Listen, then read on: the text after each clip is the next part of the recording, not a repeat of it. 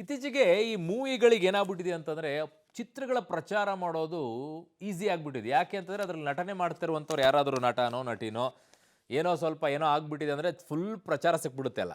ಈಗ ಹಂಗೆ ಕಿಂಗ್ ಸಿನಿಮಾದ ಶೂಟಿಂಗ್ ವೇಳೆ ನಟ ಶಾರುಖ್ ಖಾನ್ ಏನೋ ಗಾಯಗೊಂಡಿದ್ದಾರಂತೆ ಮುಂಬೈನಲ್ಲಿ. ಏನೋ ಶೂಟಿಂಗ್ ಎಲ್ಲ ಮಾಡ್ತಾ ಇದ್ರಂತೆ. ಬೆನ್ನಿಗೆ ತೀವ್ರವಾಗಿ ಪೆಟ್ಟಾಗ್ಬಿಟ್ಟಿದಂತೆ. ಒಂದು ತಿಂಗಳೇನೋ ವಿಶ್ರಾಂತಿ ಹೇಳಿದಾರಂತೆ. ಹೆಚ್ಚಿನ ಚಿಕಿತ್ಸೆಗೆ ಅಮೆರಿಕಕ್ಕೇನೋ ತೆರಳುತ್ತಾರಂತೆ. ನಿಜವಾಗ್ಲೂ ಹಂಗೆ ಆಗಿದೆಯಾ ಅಷ್ಟೊಂದು ದೊಡ್ಡ ಪಟ್ಟದಲ್ಲಿ? ಏನು ಮಾಡೋಕ್ಕೆ ಹೋಗಿದ್ರು ಅಂಥದ್ದು? ಓಕೆ. ಇನ್ನು ಬಾಲಿವುಡ್ ನಟಿ ಸಂಗೀತಾ ಬಿಜ್ಲಾನಿಗೆ ಸೇರಿದ ಪುಣೆಯ ಫಾರ್ಮ್ ಹೌಸ್ನಲ್ಲಿ ಕಳ್ಳತನ ಆಗ್ಬಿಟ್ಟಿದೆ ಅಂತೆ. ಹೌದಾ? ಕಳ್ಳರು ಮನೆಗೆ ನುಗ್ಗಿ ಸುಮಾರು 4.7 ಲಕ್ಷ ರೂಪಾಯಿ ಮೌಲ್ಯದ ವಸ್ತುಗಳನ್ನು ದೋಚಿದ್ದಾರಾ? ಓಕೆ. ಮನೆಯಲ್ಲಿದ್ದ ವಸ್ತುಗಳೆಲ್ಲ ಚೆಲ್ಲಾಪಿಲ್ಲಿ ಮಾಡ್ಬಿಟ್ಟಿದಾರಂತೆ. ತಡವಾಗಿ ಪ್ರಕರಣ ಆಗಿದೆ. ಯಾಕೆ ಯಾರೂ ಇರಲಿಲ್ವಾ ಮನೆಯಲ್ಲಿ? ಫಾರ್ಮ್ ಹೌಸ್ ಅಲ್ವಾ? ಇರಲ್ಲ. ಆವಾಗ ಹೋಗ್ತಿರ್ತಾರೆ ಅಪರೂಪಕ್ಕೆ.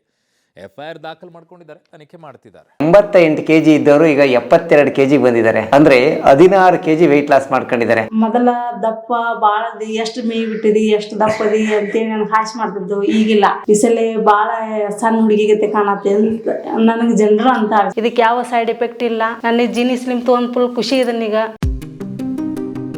ಕರ್ನಾಟಕ ಹೈಕೋರ್ಟ್ನ ಮುಖ್ಯ ನ್ಯಾಯಮೂರ್ತಿಯಾಗಿ ನ್ಯಾಯಮೂರ್ತಿ ವಿಭು ಭಕ್ರು ಪ್ರಮಾಣ ವಚನ ಸ್ವೀಕಾರ ಮಾಡಿದ್ದಾರೆ. ರಾಜಭವನದಲ್ಲಿ ನಡೆದ ಪ್ರಮಾಣ ವಚನ ಸ್ವೀಕಾರ ಕಾರ್ಯಕ್ರಮದಲ್ಲಿ ರಾಜ್ಯಪಾಲ ಥಾವರ್ ಚಂದ್ ಗೆಹ್ಲೋಟ್ ಪ್ರಮಾಣ ವಚನ ಬೋಧಿಸಿದರು. ಕಾರ್ಯಕ್ರಮದಲ್ಲಿ ಸಿಎಂ ಸಿದ್ದರಾಮಯ್ಯ, ಡಿಸಿಎಂ ಡಿಕೆ ಶಿವಕುಮಾರ್, ಸಭಾಪತಿ ಬಸವರಾಜ ಹೊರಟ್ಟಿ ಉಪಸ್ಥಿತರಿದ್ದರು. ನ್ಯಾಯಮೂರ್ತಿ ವಿಭು ಭಕ್ರು ಅವರು 1966ರಲ್ಲಿ ನಾಗ್ಪುರದಲ್ಲಿ ಜನಿಸಿದರು. ದೆಹಲಿ ಪಬ್ಲಿಕ್ ಸ್ಕೂಲ್ನಲ್ಲಿ ಶಿಕ್ಷಣ ಪಡೆದರು. 87ರಲ್ಲಿ ದೆಹಲಿ ವಿವಿಯಿಂದ ವಾಣಿಜ್ಯ ವಿಷಯದಲ್ಲಿ ಪದವಿ ಪಡೆದರು. 89ರಲ್ಲಿ ಚಾರ್ಟೆಡ್ ಅಕೌಂಟ್ ಆಗಿಯೂ ಕೂಡ ಅರ್ಹತೆ ಪಡೆದರು. ನಂತರ 90ರಲ್ಲಿ LLB ಪದವಿ ಮಾಡಿದರು. ಅದೇ ವರ್ಷ ದೆಹಲಿ ವಕೀಲರ ಪರಿಷತ್ನಲ್ಲಿ ವಕೀಲರಾಗಿ ನೋಂದಣಿ ಮಾಡಿಸಿದ್ರು. 2011ರಲ್ಲಿ ಹಿರಿಯ ವಕೀಲರಾಗಿ ಪದೋನ್ನತಿ ಪಡ್ಕೊಂಡ್ರು. 2013ರ ಏಪ್ರಿಲ್ 17ರಂದು ದೆಹಲಿ ಹೈಕೋರ್ಟ್ ಹೆಚ್ಚುವರಿ ನ್ಯಾಯಮೂರ್ತಿಯಾಗಿ ನೇಮಕಗೊಂಡರು. 2015ರ ಮಾರ್ಚ್ 18ರಂದು ಖಾಯಂಗೊಂಡಿದ್ರು. ರಾಜ್ಯದಲ್ಲಿ ಮಳೆ ಜೋರಾಗಿದೆ. ವಿವಿಧೆಡೆ ನಾನಾ ಅವಾಂತರಗಳಾಗಿದೆ. ಅವಾಂತರ ಅಂತ ಹೇಳೋದಿಲ್ಲ, ಮಳೆ ಆಗೋದಷ್ಟೇ ಸಮಸ್ಯೆ. ಉತ್ತರ ಕನ್ನಡ ಜಿಲ್ಲೆಯಲ್ಲಿ ಮಳೆ ಅಬ್ಬರಕ್ಕೆ ರಸ್ತೆಗಳೆಲ್ಲ ಹಳ್ಳದಂತಾಗ್ಬಿಟ್ಟಿದೆ. ಕಾರವಾರದ ಕಡವಾಡ ಗ್ರಾಮದಲ್ಲಿ 90 ವರ್ಷದ ವೃದ್ಧೆಯನ್ನು ಅಲ್ಲಿಂದ ಆಸ್ಪತ್ರೆಗೆ ಸಾಗಿಸುವಷ್ಟೊತ್ತಿಗೆ ಹರಸಾಹಸ ಪಟ್ಟಿದ್ದಾರೆ. ಉಡುಪಿ ಚಿಕ್ಕಮಗಳೂರಲ್ಲೂ ಕೂಡ ಆರೆಂಜ್ ಅಲರ್ಟ್ ಇದೆ. ಹಾಸನದಲ್ಲೂ ಕೂಡ ಭಾರಿ ಮಳೆ ಆಗಿದೆ.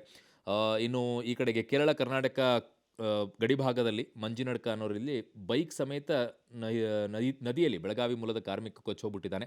ಹೈದರಾಬಾದ್ನಲ್ಲೂ ಕೂಡ ಜೋರು ಮಳೆಯಾಗಿದೆ. ರಾಜಸ್ಥಾನದಲ್ಲೂ ಕೂಡ ಜೋರು ಮಳೆಯಾಗಿದೆ. ಗುಜರಾತ್ನ ವಡೋದರದ ಫತೇಗಂಜ್ ಪ್ರದೇಶದ ಮುಖ್ಯ ರಸ್ತೆಯಲ್ಲಿ ಮೊಸಳೆಯೊಂದು ರಾಜಾರೋಷವಾಗಿ ಓಡಾಡಿದೆ ಅಂತ.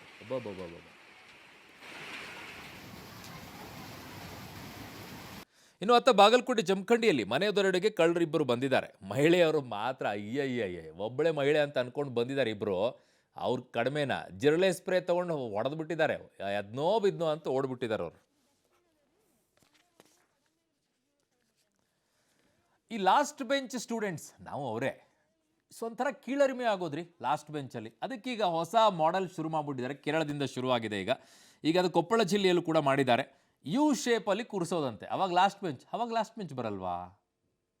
ಏನಪ್ಪ ಒಳ್ಳೆ ಕೆಲಸ ಮಾಡಿದ್ದೀರಾ. ನೋಡೋಣ, ಹಿಂಗಾದರೂ ಆ ಲಾಸ್ಟ್ ಬೆಂಚ್ ಅನ್ನೋದಕ್ಕೆ ಲಾಸ್ಟ್ ಬೆಂಚ್ ಇದ್ದವ್ರು ಏನು ಇದಂತಲ್ಲ, ದಡ್ರು ಅಂತಲ್ಲ, ಅಲ್ಲೇ ಸಿಕ್ಕಾಬಿಟ್ಟೆ ಜಾಣರಿರ್ತಾರೆ.